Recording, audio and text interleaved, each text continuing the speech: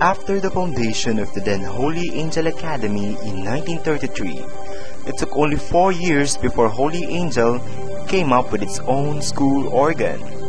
In 1937, the Angelite was born, which was pioneered by senior high school students of that year, with Ignacio Pamintuan as its first editor, together with his brother Crisostomo Pamintuan, who suggested the term Angelite as the official name of the publication, who later became also an editor.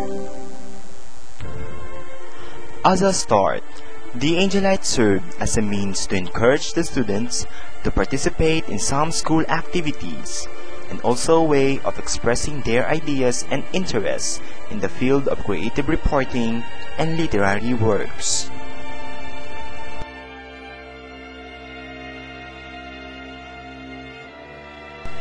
The Angelite remained in the hands of 24 high school generations from 1937 to 1961, with Paulo G. Mallet as the last high school editor-in-chief. Then, in 1962, when the school was renamed Holy Angel College, the Angelite was finally handed to the college students. It was also during this time when student activism was very blatant, and many nationalist parties entered the school. The Angelite then was composed only of a group of friends who wanted to express their freedom and rights as students. They released issues every month and remained independent from the supervision of the administration, and most of the staffers were from the College of Liberal Arts.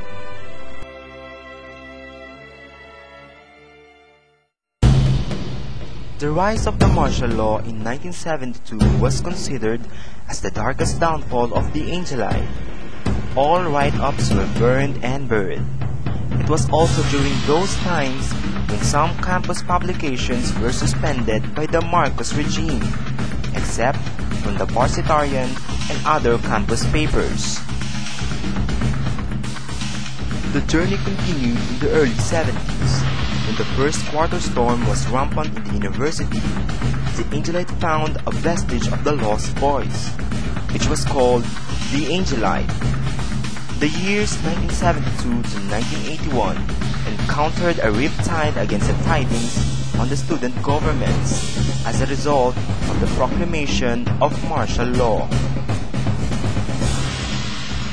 Philippine education fell prey to the law of the voice of the privileged.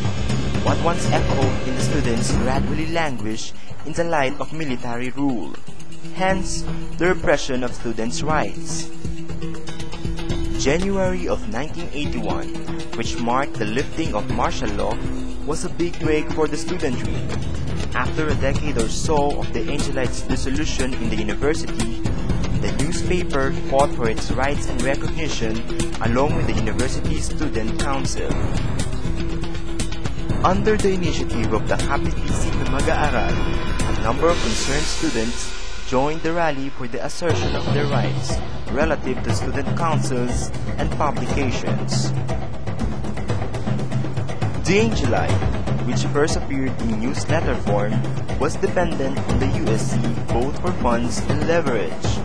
The newspaper was a striving occurrence which sought to be fully recognized and tried to survive on financial instability.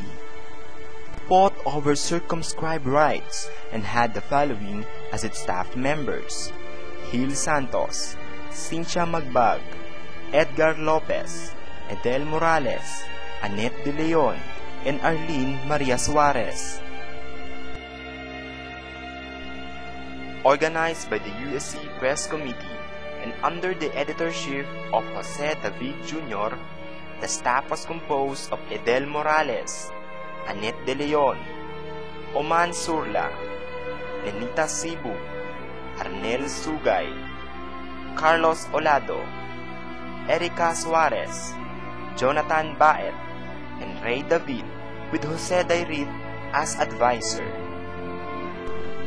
Rules for the Angelites' qualifying examinations and the Constitution and bylaws of the USC were drafted by the USC officers and USC Chairman Alex Cauguiran, together with Jose David Jr.